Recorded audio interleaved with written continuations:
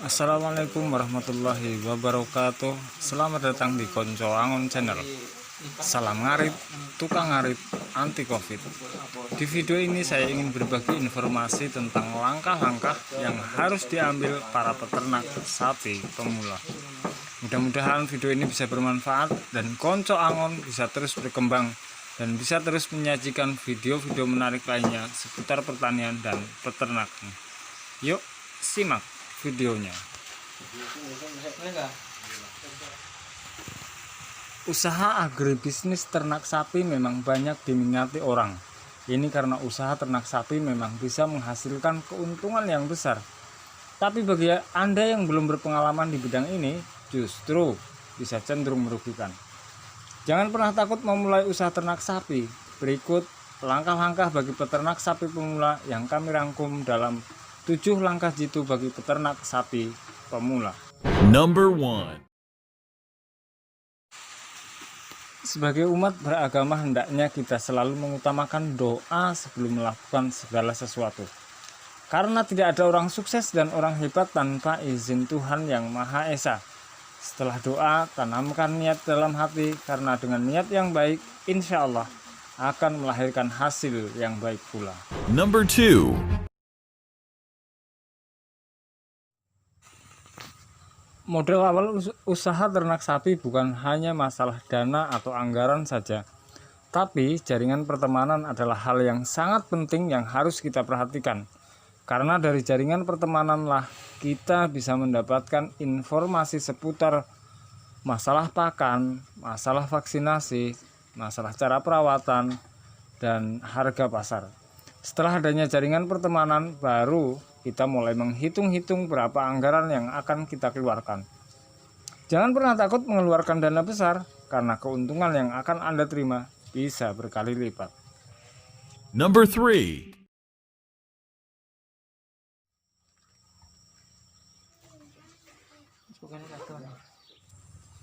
Ada berbagai posisi kandang yang bisa Anda buat. Ada posisi yang satu baris sejajar atau dua baris yang berhadapan dan berlawanan.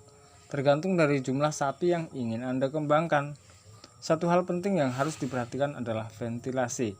Ventilasi berfungsi untuk sirkulasi udara dan agar sinar matahari bisa masuk sehingga kandang tidak lembab. Number 4.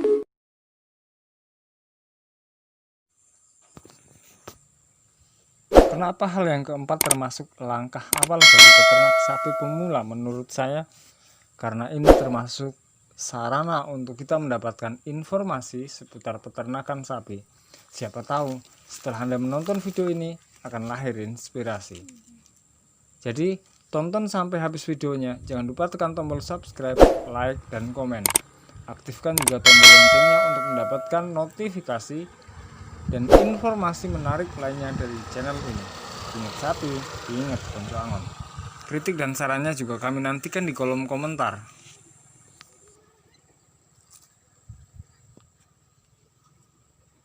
Number 5.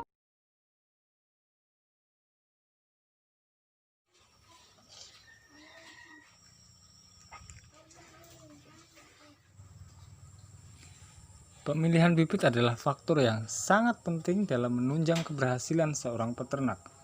Jangan sampai salah dalam memilih bibit atau bakalan.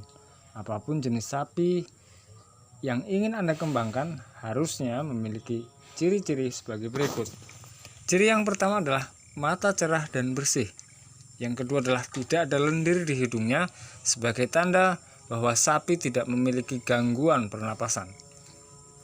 Ciri yang ketiga adalah kulit dan bulu sapi bersih sebagai tanda sapi terhindar dari infeksi dan zat-zat berbahaya. Nah, ciri yang terakhir, jika disentuh kukunya tidak panas, dubur dan ekornya juga harus diperiksa apakah ada gejala diare atau tidak. Number 6.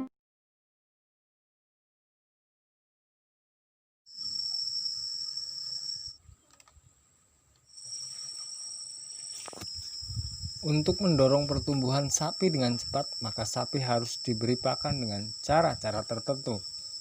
Bagi Anda peternak sapi penggemukan, pakan hijauan saja kurang efektif, sehingga harus dikombinasikan antara pakan yang mengandung hijauan dan pakan yang mengandung konsentrat. Banyak sekali di sekitar kita bahan pakan sapi yang mengandung konsentrat. Sebut saja ampas tahu, ubi kayu, ampas kecap, dedak, punggil kelapa, atau sagu. Di tanah luas seperti di kota Singkawang dan Kalimantan Barat, kita bisa budidaya rumput. Ada berbagai macam jenis rumput yang bisa kita kembangkan, seperti rumput gajah, odot, king grass, dan lain-lain. Sementara untuk jenis legumnya, kita bisa budidaya gamal dan indigo vera. Number 7.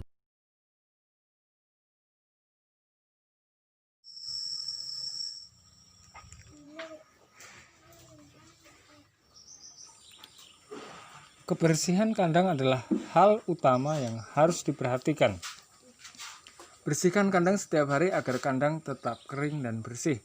Berikan lubang udara yang cukup supaya terdapat sirkulasi udara yang baik bagi sapi.